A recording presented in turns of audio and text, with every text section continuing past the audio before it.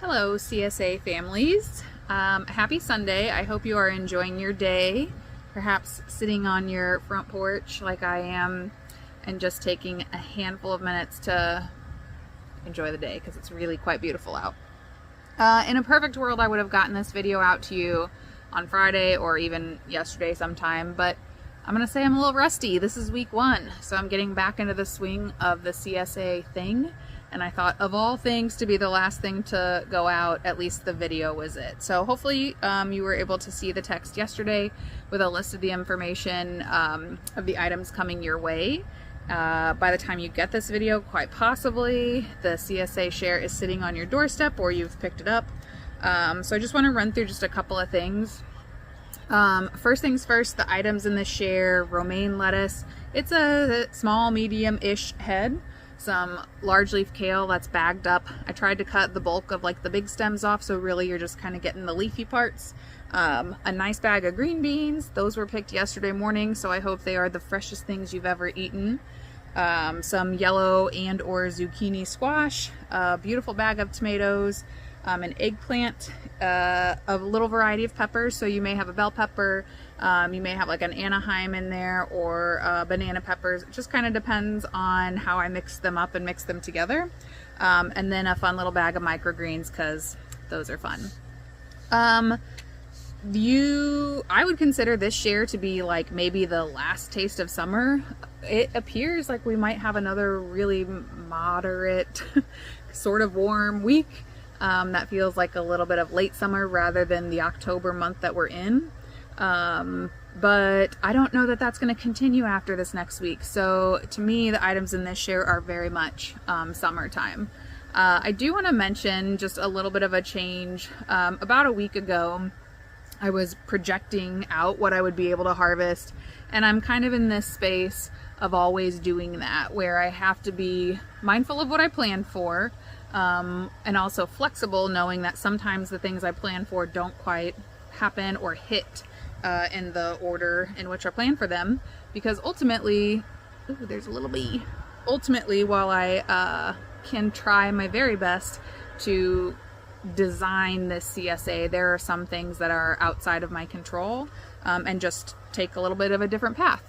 And so last week, whenever I was looking at what I had available, I kind of was weighing out the options of like, I could do these other things from the high tunnel, but I didn't feel like they'd quite be to where I wanted them, like size-wise, maturity-wise. And so instead I sort of thought about it and then called on someone that I would consider like a new friend. A few weeks back, there were some fellow producers that got together, and I'm sort of introduced to a new group of people who are growing and have a desire to grow good food. And we're all sort of in this space of looking at like, why are we all coming together? What does that mean? And so I took the opportunity, instead of thinking that for the CSA, that our farm, we have to be the ones to provide everything that's in it, and thought perhaps this is an ideal time for me to create more within our community, reach out and see if there was a way for other folks to produce, you know, and bring something into the share. And so I'll put a couple of clips. We went over to my new friend Mike's farm. He is a summer grower and enjoys loves growing tomatoes. He's a longtime farmer in the area. Fun guy, very nice, very generous. And we just kind of toured around his farm, and the tomatoes, eggplant, and peppers actually are coming from his place. And so I want to be like, I hope that's okay. And ultimately, I guess if it's not okay, you'll trash those items. But I would think that that would be okay, because the goal of this is like eating locally, eating well. And I think that we're still achieving that, even though it's not coming from my high tunnel. So I just want to take a minute to kind of like explain that part, that I don't know how much that will happen for the rest of this season. Perhaps another share, perhaps not. It just kind of shakes out as to like what things look like with him and how it fits for what he's got growing. But I felt like perhaps it was the time when I'm thinking maybe the CSA, being community supported agriculture, is supposed to be community supported in a different way. Like, I've always looked at it as you as the community supporting the agriculture, the farming that's coming off of our farm, and that's kind of the design of it, is that the community is bought in to a farm. And now I'm looking at it like, are there a community of farmers in support of this idea who are then bringing really good food together and getting that out to individual families? So I would suspect that more of that will be bigger, or the opportunity, the potential of that has more for next year and beyond. But I at least wanted to mention and kind of shout out Mike, and then enjoy some videos from his place.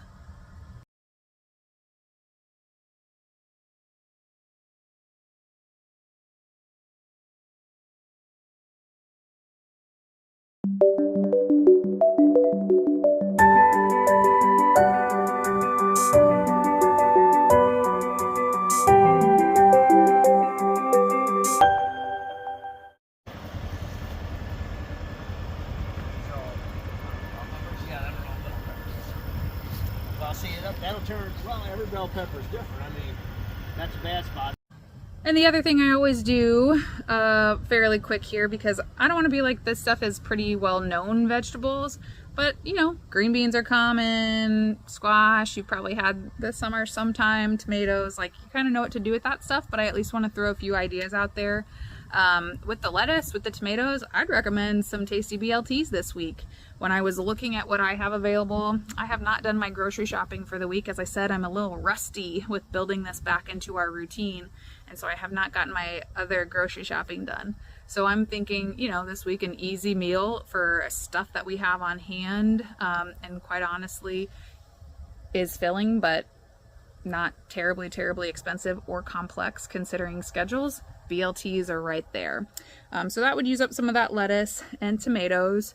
For the kale, I actually plan to use that in tonight's dinner. We had a sausage supper at our church last weekend, and I've got some like pre-cooked sausage from that is in the freezer. So I have already pulled that and thawed that, because that meat is already cooked, and that saves me a little bit of time this evening. I'm planning to chop up that kale that I've got the extras of, and sauteing those with some garlic. If you've been with us in years past, you know that that is kind of my go-to cooking method, especially with kale. And I'll be honest, the bag that you are receiving in your share this week is a bag that I would chop the entire thing, and my family would eat pretty much all of that for dinner. The green beans, you can cook them however you'd like. You know, maybe you steam them. I guess you could boil them if you really wanted to do it that way. I have always been a fan of the super garlicky green beans from like the Chinese food buffet.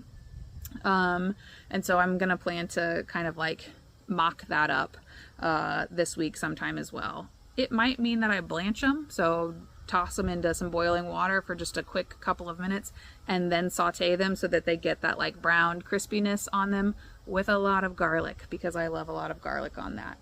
The yellow squash that we have here, I'm actually planning to save that for soup over the weekend. It's going to just be sausage.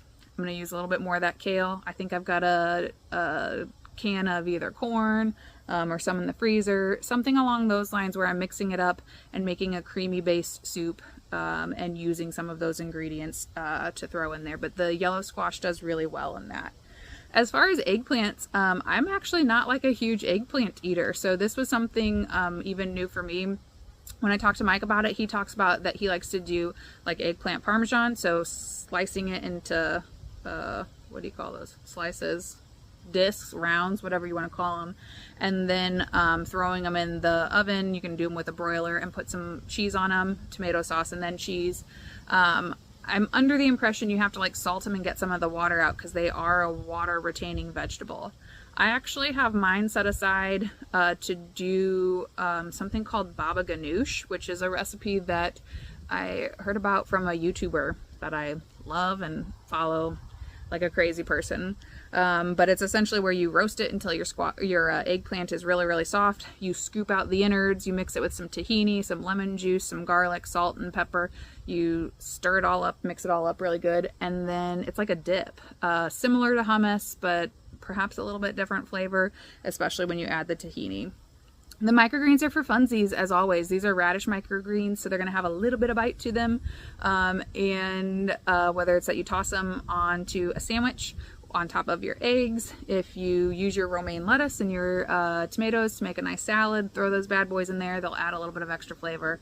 Hopefully that gives you a few ideas of what to do and to make meals out of the food that you're receiving. I just want to take this opportunity to say thank you again. We are week one strong in the CSA, and I'm looking forward to the next few weeks and seeing what comes out of the garden and into your homes, refrigerators, plates, bellies, all that good stuff. So thank you for supporting the farm. If you have any questions, please feel free to reach out, and enjoy the rest of your beautiful day.